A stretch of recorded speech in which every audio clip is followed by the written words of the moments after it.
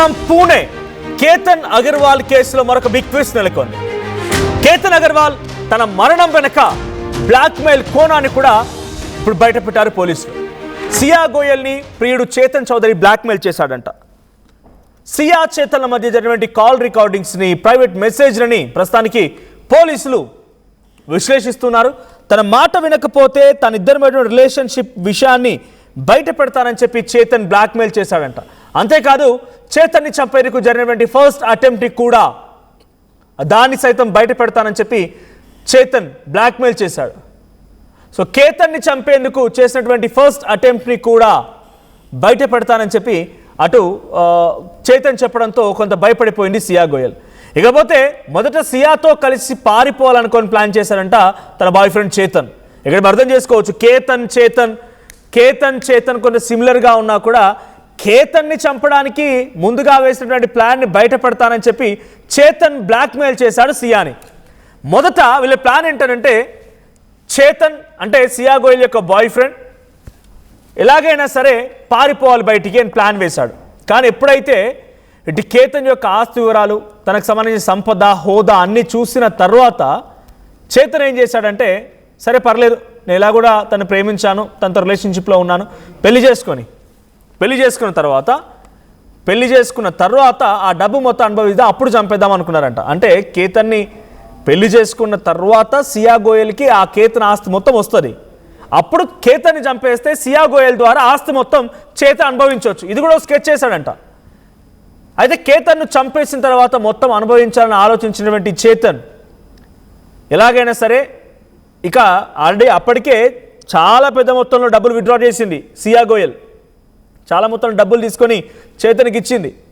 కొన్ని రోజుల ముందు నుంచి కంటిన్యూస్గా విత్డ్రా చేస్తాం డబ్బులన్నీ కూడా. అటు కేతన్ ఇచ్చిన డబ్బులు కానీ, తన వ్యక్తిగతంగా తన దగ్గర ఉన్న డబ్బులు కానీ ప్రతిదీ ఇస్తూనే ఉంది. ఇలా ఆ మొత్తం డేటాని ప్రజెంట్ పోలీసులు వెలికితీస్తున్నారు. జూన్ 14న మొదటిసారిగా లోగఢ్ ఫోర్ట్ దగ్గర నుంచి, అంత ఎత్తైనటువంటి ఆ ప్రాంతం నుంచి ఇక్కడ కనబడుతున్నటువంటి ఈ అమ్మాయే సియా గోయల్ కేతన్ని తోసేసింది. కేతన్ ఓ బండరాయిని పట్టుకొని హోల్డ్ చేసి, ఓ చెట్టు పొదను పట్టుకొని హోల్డ్ చేసి మెల్లిగా మళ్ళీ పైకి వచ్చేసరికల్లా, నాన్న నీకు పాము వచ్చింది, పాము కాటేస్తుందని నేను కంగారులో తోసేసాను నాన్న అని చెప్పి గట్టిగా హగ్గిచ్చిందట. కథం అయిపోయిగా ఆ అనుమానాలు మొత్తం కూడా కేతన్ పక్కన పెట్టేసిండు. రెండో ప్రయత్నంలో కేతన్ని లోయలోకి నెట్టేసి ఇద్దరు కూడా తమ ప్లాన్ ఎగ్జిక్యూట్ చేసి డైరెక్ట్గా చంపేశారు. ఇక సి ప్లాన్ అమలు చేసి, మొదట A plan, B plan, C plan రకరకాలుగా ఉన్నాయి. ఇట్లా అమలు చేసి సియా ఫోటో తీస్తుండగా తన కాబోయే భర్త పడిపోయాడంటూ కట్టుకదలే ప్రయత్నం చేసింది. కానీ పోలీసుల విచారణలో చాలా విస్తుపోయే విషయాలు బయటపడ్డాయి. చేతన్, సియా ఇద్దరు ఎదురుగా కూర్చోబెట్టి విచారించారు పోలీసులు. ఇద్దరు ఒకరిపై ఒకరు నిందలు వేసుకున్నట్టుగా సమాచారం. నాకు తెలియదు, ఈ అమ్మాయి చేయడం మూలంగానే నేను చంపేశాను, వాడంటే లేదు ఈ అమ్మాయి చేయడం మూలంగానే నేను చంపేశానని చెప్పి, లేదు ఈ అబ్బాయి చేయడం మూలంగా చంపేశానని చెప్పి సియా చెప్పడం. పైన మీరు చూడవచ్చు, ఘటనకు ముందు రోజు చేతన్ మరియు సియా ఇద్దరు ఆ లోగఢ్ ఫోర్ట్ అంతా కలిదిరిగారు. అక్కడ మొత్తం తిరుగుతూ ఎక్కడెక్కడ సీసీటీవీ కెమెరాస్ లేవు, బ్లాక్ స్పాట్స్ అంటే సీసీటీవీ కెమెరా లేనటువంటి ఆ ప్రాంతాలు బ్లాక్ స్పాట్గా మనం చెప్పొచ్చు.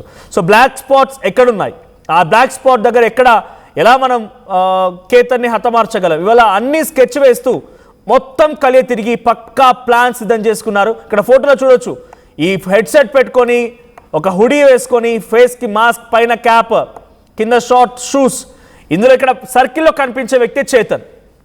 వీడు అదే రోజున, ఏ రోజైతే కేతన్ మరణించాడో అదే రోజున ఆ లోగఢ్ ఫోర్ట్ దగ్గర రికార్డ్ అయినటువంటి సీసీటీవీ విజువల్స్ ఇవన్నీ కూడా. అయితే ఒకసారి సియా గోయల్ పేరెంట్స్ మాట్లాడుతున్నారు. ఇంటర్నేషనల్ లెవెల్లో జరుగుతున్న చర్చ కాబట్టి ఇది ఎందుకైనా మాట్లాడుతున్నా, డైరెక్ట్గా ఇంతలా ప్రేమించి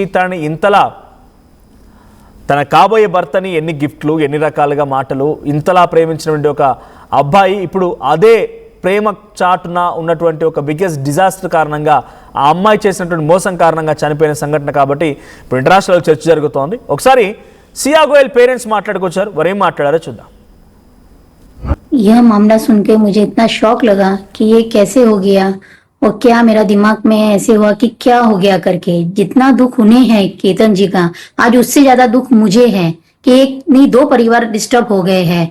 दोनों परिवारों में केतन जी भी इतने अच्छे थे, अगर किसी का इसमें दोष हो तो उसे सख्त से सख्त सजा होनी चाहिए, चाहे उसमें मेरी बेटी भी हो। अगर मेरी बेटी का दोष निकले तो जहां से केतन जी को गिराया गया या जो गिरे हैं वहां से ही उस दोषी को गिराया जाए। जी मुझे बहुत दुख है, बहुत पीड़ा है, पर ठीक है उन्होंने बोले दोषी है, दोषी अगर करार होता है तो जो दोषी को सजा होनी चाहिए वो उसे देनी चाहिए।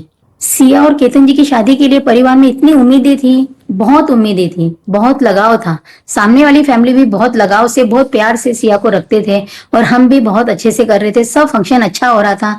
उन्होंने उनका बर्थडे सेलिब्रेशन के लिए भी बहुत प्रोग्राम किए थे। अगर हमें कुछ लगता था कि सिया का कुछ प्रॉब्लम हो रहा है या केतन जी से बात नहीं कर पा रही है तो उन्होंने हमसे डिस्कस करना था कि सिया का केतन जी का कुछ प्रॉब्लम चल रहा है, बच्चों में आपस में मनमुटाव हो रहा है, बच्चे बात नहीं कर रहे। पर उनके यहाँ से कोई मुझे रिएक्शन नहीं आया और ना ही मुझे कुछ लगा कि मेरी बेटी प्यार नहीं करती या क्या है। वो दोनों बच्चे बहुत प्यार से, बहुत अच्छे से रहते थे। सिया ने कुछ भी ड्रिंक्स करती नहीं थी, कुछ भी पार्टी वार्टी जाने का तो कुछ वो नहीं था। अगर उनको ये लगा था तो उन्होंने मुझसे या जिसने ये रिश्ता कराया है हमारी ननंद जी और हमारे जिया जी, तो उनसे एक बार पूछ लेना था कि ऐसे ऐसे बच्ची पार्टी जा रही है, ड्रिंक्स कर रही है, तो उन्होंने पूछा क्यों नहीं इस बारे में।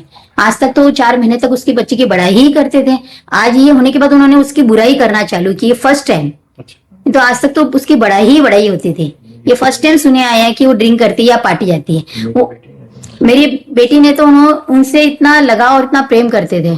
नहीं, कभी नहीं, पता नहीं लगा है। जब से सगाई हुई थी बच्चों की कोई वो नहीं था। जब भी बात करती थी केतन जी से बात करती थी और सब बच्चों में दोनों में बहुत बॉन्डिंग था। हाँ, तो लोहगढ़ पे जाने के लिए फर्स्ट दिन वीडियो कॉलिंग रात को हुआ था।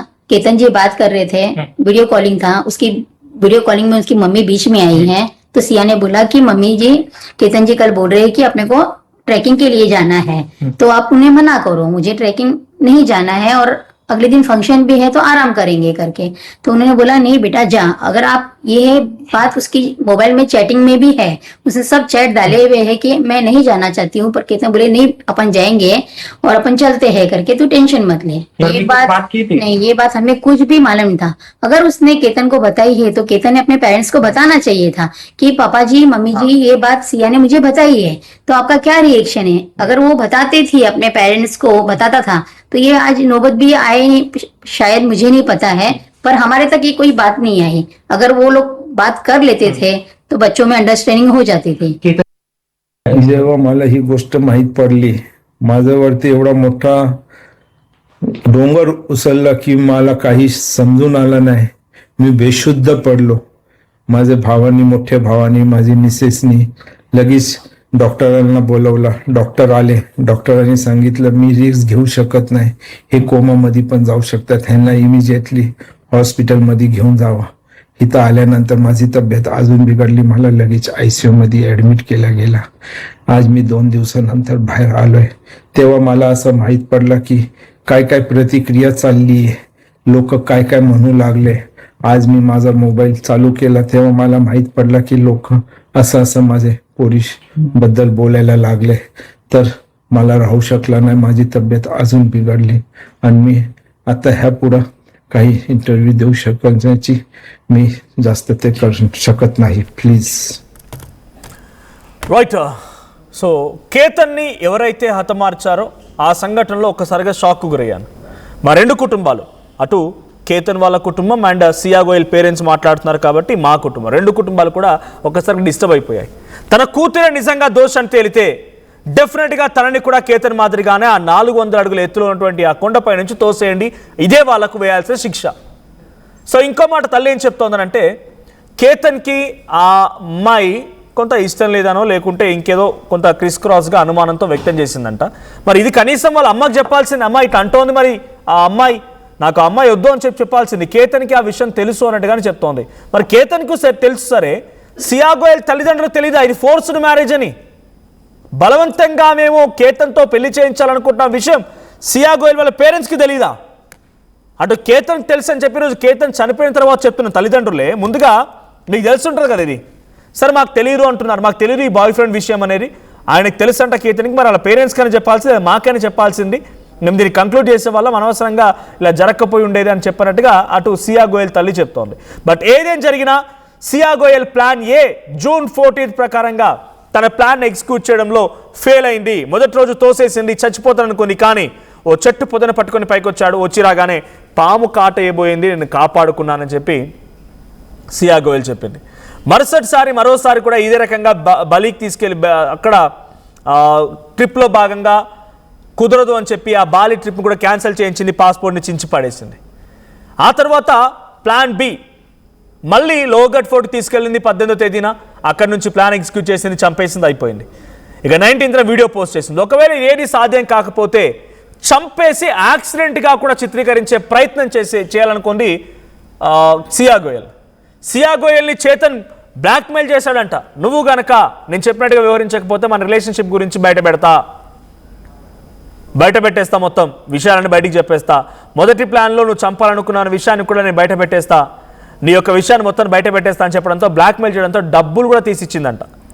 మల్టిపుల్ టైమ్స్ డబ్బులు విత్డ్రా చేసి వాడికి ఇస్తూ ఉండేదంట, ఎవరికి, బాయ్ ఫ్రెండ్కి.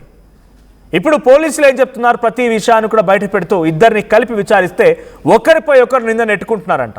నాకు సంబంధం లేదని చెప్పి సియా గోయల్ అంటే లేదు, నాకు సంబంధం లేదు, అమ్మాయి చేసిందంట అని చెప్పి చేతన్ చౌదరి అంటున్నాడంట. ఇన్వెస్టిగేషన్ జరుగుతోంది, ఇట్స్ ప్రూవ్డ్ ఆల్మోస్ట్ వీళ్ళిద్దరే ఈ నిర్వాకానికి పాల్పడఅనేది మాత్రం నిరూపితమైంది. కానీ వీళ్ళకి ఎటువంటి శిక్ష పడుతుందో చూడాలి.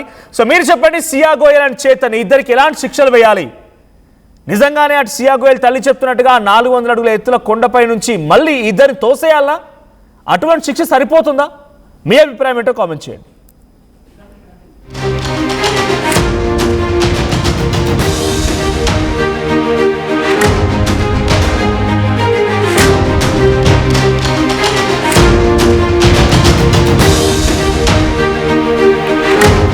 రైట్, సియా గోయల్ తల్లి చెప్తున్నట్టుగా ఈ విషయం ముందుగానే కేతన్కి తెలుసు, మాకు తెలియదు.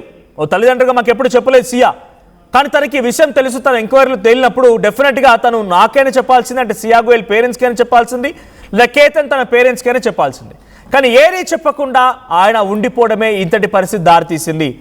నిజంగానే సియా గోయల్ చెప్పేటువంటి విషయం కేతన్కి తెలిసినా కేతన్ అయితే బలవంతంగా తనని లోగడ్ ఫోర్ట్కి తీసుకెళ్లేదు కదా. కేతనే తన ప్రాణాలు తీయమని చెప్పి అడగలేదు కదా.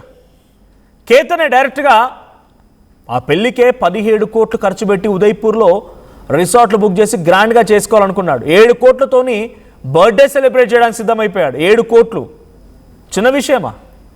సో ఇంతలా తను కూడా నమ్మించింది, ప్రేమించింది అని అనుకున్నాడే కానీ కేతన్ ఏ రోజు కూడా మళ్ళీ నన్ను చంపేస్తాను ఎక్కడ కూడా భావించలేదు. ఇక్కడ సియా గోయల్ కూడా ఇంతటి స్థాయికి ఒడిగడానికి మరొక తీవ్రమైనటువంటి బలమైనటువంటి కారణం చేతన్ చౌదరి వెన్నంటే ఉండి ఎలాగైనా సరే కేతన్ని మనం చంపేయాలి, కేతన్ని చంపేసి ఇద్దరం కలిసి ఉండాలి అనేది వన్ స్కెచ్. ఇక్కడ ఇంకో బిగ్ స్కెచ్ కూడా వేశాడు వాడు. సియాకు ఎలాగైనా కూడా కేతన్ని పెళ్లి చేసుకోవాలి, పెళ్లి చేసుకొని ఆ తర్వాత కేతన్ కనుక చనిపోతే ఆ కేతన్ ఆస్తి మొత్తం సియా గోయల్కి వస్తుంది, సియా గోయల్ ద్వారా నేను దాన్ని అనుభవించవచ్చు. ఇది బిగ్గెస్ట్ స్కెచ్, ఇది డైరెక్ట్ డిజాస్టర్ బ్లాస్టింగ్ స్కెచ్. ఇది పెళ్ళైనాక వాడిని చంపేసి ఆ భార్య పేరు మీద వచ్చే ఆస్తి మొత్తం కూడా మళ్ళీ బాయ్ ఫ్రెండ్ అనుభవించాలి, ఇది వాడి స్కెచ్. కానీ తర్వాత ఏమైంది తెలియదు, మెల్లిమెల్లిగా అమ్మాయి నిర్వహించడంతో ముందుగానే చంపేద్దామని ఫిక్స్ అయిపోయారట. రైట్, ఇంకొక విషయం ఏంటంటే ఇక్కడ ఇంకొక ఇంట్రెస్టింగ్ అప్డేట్ తెలుస్తుంది. ఏంటంటే కేతన్కి విగ్ ఉందంట. అది ఒరిజినల్ హెయిర్స్ కావవి కేతన్వి, అది విగ్ అంట. విగ్ ఉంది కాబట్టి విగ్ నాకు నచ్చలేదని చెప్పి అటు అమ్మాయి సియా గోయల్ కూడా పేరెంట్స్కి చెప్పింది. ఎవరు? సియా గోయల్ పేరెంట్స్కి చెప్పింది, నాకు ఇష్టం లేదు అమ్మాయి పెళ్ళి, ఆయన విగ్గుతో ఉన్నాడు, నాకు వద్దు, నాకు అలాంటివి వాడొద్దు అన్నట్టుగా తను చెప్పుకొచ్చిందంట. అయినా తల్లిదండ్రులు వినలేదు. ఎందుకంటే డబ్బులు 6,000 కోట్లు 600 కోట్లు, I don't exactly remember, but 600 కోట్ల రూపాయల ఆస్తి కలిగినటువంటి కేతన్ ఫ్యామిలీ ఎలాగైనా తన దగ్గర పెట్టుకోవాలి, తనతో పాటుగా ఉండాలి, 600 కోట్ల ఆస్తికి అధిపతురాల్ని అవ్వాలని చెప్పి తను కూడా ఆశించి ఉంటుంది. అటు పేరెంట్స్ కూడా అనుకొని ఉంటారు, 600 కోట్ల రూపాయల ఆస్తులు ఉన్నాయి, విగ్గుదేముంది, 10 విగ్గులు చేయించుకోవచ్చు. ఆ విగ్గుది ఒక కారణమా? విగ్గుది కారణంగా మనం చూస్తామా? డబ్బులుంటే బాగుంటుంది అన్నట్టుగా వాళ్ళు ఒప్పించుంటారు. ఇంకా నత్తి కూడా ఉందంట. విగ్గు, నత్తి ఇవన్నీ ఉన్నాయి. నాకు ఆ అబ్బాయి నచ్చలేదు కానీ పైసలు నచ్చినాయి. ఆ అబ్బాయి నచ్చలేదు కానీ డబ్బులు నచ్చినాయి. ఏ గిఫ్ట్లు ఇచ్చినా తీసుకుంది, ఏ రకంగా సర్ప్రైజ్ ఇస్తే సర్ప్రైజ్ తీసుకుంది. డైమండ్ రింగులు, డైమండ్ నెక్లెస్లు. ఎవడన్నా నిజంగా 4 రోజులు బర్త్డే చేసుకుంటాడు ఎంత పెద్ద రిచెస్ట్ పర్సన్? నాకు తెలిసి అంబానీ అదాన్ని కూడా అంటే అంత కుబేరులుగా చెప్పబడుతున్నారు, భారతదేశంలో నెంబర్ 1 స్థాయిలో ఆర్థికంగా ఉన్నారు కాబట్టి వాళ్ళు కూడా నెల రోజులు బర్త్డేలు చేసుకోరు కాబట్టి. కానీ సియా గోయల్కి మాత్రం నెల రోజులు బర్త్డేనే జరిగింది. ప్రతిరోజు ఓ సర్ప్రైజు, ఓ గిఫ్టు, ఓ రకంగా ఈవెంట్, ప్రతిరోజు నెల రోజుల పాటుగా. ఇవన్నీ నచ్చినాయి. కానీ విగ్గు, ఆయనకున్నటువంటి ఒక నత్తి అనేటువంటి ఆ విషయం నచ్చలేదు. పేరెంట్స్కి చెప్పింది, పేరెంట్స్ పట్టించుకోకుండా పోతే పోయిందిలే, డబ్బులు వస్తున్నాయి మనకి, పెళ్లి చేసుకోమని చెప్పన్నారు. తర్వాత వీడు బ్లాక్మెయిల్ చేయడం, చంపేయడం. అటు సియా గోయల్ తండ్రి మాట్లాడుకొచ్చిన మాట కూడా ఉంది, ఒకసారి మళ్ళీ విందాం. రైట్, ఒక్కసారి అంతకంటే ముందు కేతన్ ఫాదర్ కూడా మాట్లాడుకొచ్చారు. కేతన్ వాళ్ళ తండ్రి మాట్లాడుకొచ్చిన ఆ మాటలు వినండి.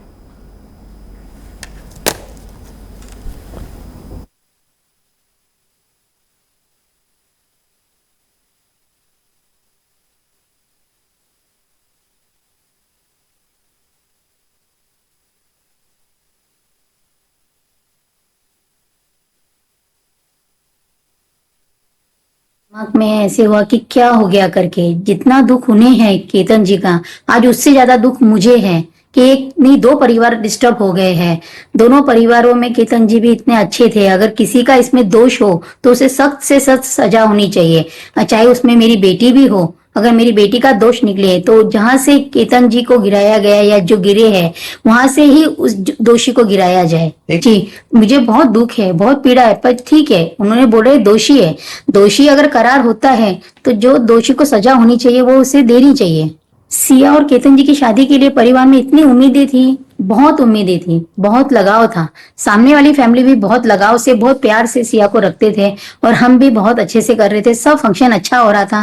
उन्होंने उनका बर्थडे सेलिब्रेशन के लिए भी बहुत प्रोग्राम किए थे। अगर हमें कुछ लगता था कि सिया का कुछ प्रॉब्लम हो रहा है या केतन जी से बात नहीं कर पा रही है तो उन्होंने हमसे डिस्कस करना था कि सिया का केतन जी का कुछ प्रॉब्लम चल रहा है, बच्चों में आपस में मनमुटाव हो रहा है, बच्चे बात नहीं कर रहे। पर उनके यहाँ से कोई मुझे रिएक्शन नहीं आया और ना ही मुझे कुछ लगा कि मेरी बेटी प्यार नहीं करती या क्या है। वो दोनों बच्चे बहुत प्यार से, बहुत अच्छे से रहते थे। सिया ने कुछ भी ड्रिंक्स करती नहीं थी, कुछ भी पार्टी वार्टी जाने का तो कुछ वो नहीं था। अगर उनको ये लगा था तो उन्होंने मुझसे या जिसने ये रिश्ता कराया है हमारी ननंद जी और हमारे जिया जी, तो उनसे एक बार पूछ लेना था कि ऐसे ऐसे बच्ची पार्टी जा रही है, ड्रिंक्स कर रही है, तो उन्होंने पूछा क्यों नहीं इस बारे में। आज तक तो 4 महीने तक उसकी बच्ची की बड़ाई ही करते थे। आज ये होने के बाद उन्होंने उसकी बुराई करना चालू की, फर्स्ट टाइम। तो आज तक तो उसकी बड़ाई ही बड़ाई होती थी, ये फर्स्ट टाइम सुने आया है कि वो ड्रिंक करती है या पार्टी जाती है। वो मेरी बेटी ने तो उनसे इतना लगा और इतना प्रेम करते थे। नहीं, कभी नहीं, पता नहीं लगा है। जब से सगाई हुई थी बच्चों की कोई वो नहीं था। जब भी बात करती थी केतन जी से बात करती थी और सब बच्चों में दोनों में बहुत बॉन्डिंग था। हाँ, तो लोहगढ़ पे जाने के लिए फर्स्ट दिन वीडियो कॉलिंग रात को हुआ था। केतन जी बात कर रहे थे, वीडियो कॉलिंग था। उसकी वीडियो कॉलिंग में उसकी मम्मी बीच में आई है तो सिया ने बोला कि मम्मी जी, केतन जी कल बोल रहे हैं कि अपने को ट्रैकिंग के लिए जाना है, तो आप उन्हें मना करो, मुझे ट्रैकिंग नहीं जाना है और अगले दिन फंक्शन भी है तो आराम करेंगे करके।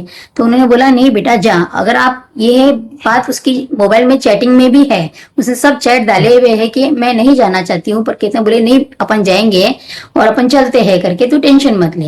ये बात नहीं, ये बात हमें कुछ भी मालूम नहीं था। अगर उसने केतन को बताई है तो केतन ने अपने पेरेंट्स को बताना चाहिए था कि पापा जी, मम्मी जी, ये बात सिया ने मुझे बताई है, तो आपका क्या रिएक्शन है। अगर वो बताते थे, अपने पेरेंट्स को बताता था तो ये आज नौबत भी आए शायद, मुझे नहीं पता है, पर हमारे तक ये कोई बात नहीं आई। अगर वो लोग बात कर लेते थे तो बच्चों में अंडरस्टैंडिंग हो जाती थी। यह मामला सुन के मुझे इतना शौक लगा कि ये कैसे हो गया और क्या मेरा दिमाग में ऐसे हुआ कि क्या हो गया करके। जितना दुख उन्हें है केतन जी का, आज उससे ज्यादा दुख मुझे है कि एक नहीं 2 परिवार डिस्टर्ब हो गए हैं।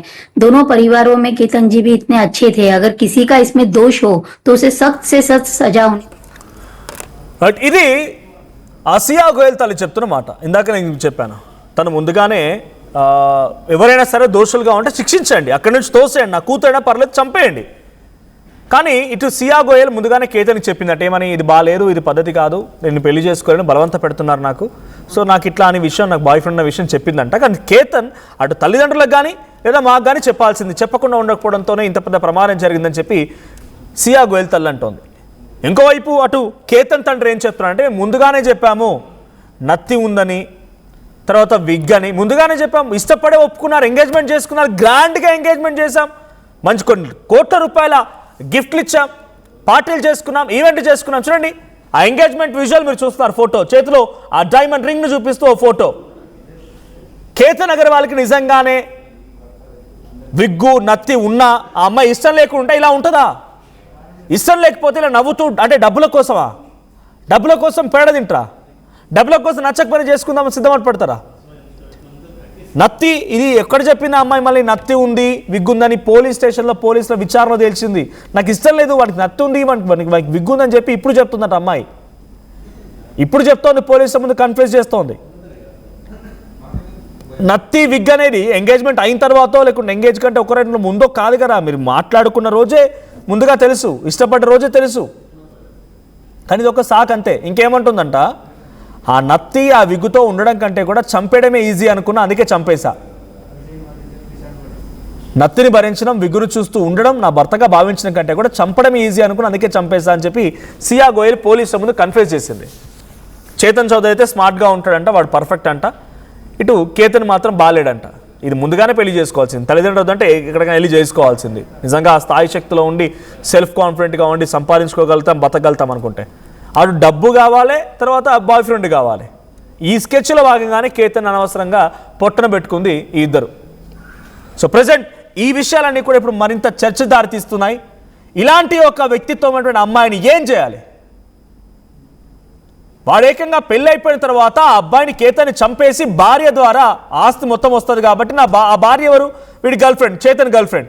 సో కాబట్టి మొత్తం నాకే అవుద్దని స్కెచ్ కూడా వేశాడు. ఈ అమ్మాయి కూడా వాడు నత్తి ఉంది, వానికి విగ్ ఉంది ఇప్పుడు చెప్తోంది. ఎంగేజ్మెంట్ కంటే ముందు ఉంది, ఎంగేజ్మెంట్ అప్పుడు ఉంది, ఎంగేజ్మెంట్ తర్వాత కూడా ఉంది. ఆ రోజు డైమండ్ రింగ్స్ ఇచ్చిన రోజు, 1 month బర్త్డే సెలబ్రేషన్ చేసిన రోజు ఈ నత్తి విగ్గు గుర్తు రాలేదు. ఇంకా హార్ష్గా తను చేసిన కామెంట్ ఏంటి, కన్ఫెషన్ స్టేట్మెంట్ ఏంటంటే పోలీసులు ఎదుట నత్తి విగ్గు ఉంది, వాటితో భరించడం జీవితాంతం కంటే కూడా చంపడమే బెటర్ అనుకో, అందుకే చంపేశా. ఇది తను పాస్ చేసిన స్టేట్మెంట్. ఇక ఇటువంటి ఒక దుర్మార్గుల, ఇటువంటి ఒక నిందితురాల్ని, హంతకురాల్ని ఏం చేయాలి, ఎలా శిక్షించాలి? మీకేమనిపిస్తుంది? ఇలాంటి ఒక అమ్మాయిని నిజ జీవితంలో మీకే కనుక ఎదురైతే ఏం చేస్తారు? కామెంట్ చేయండి.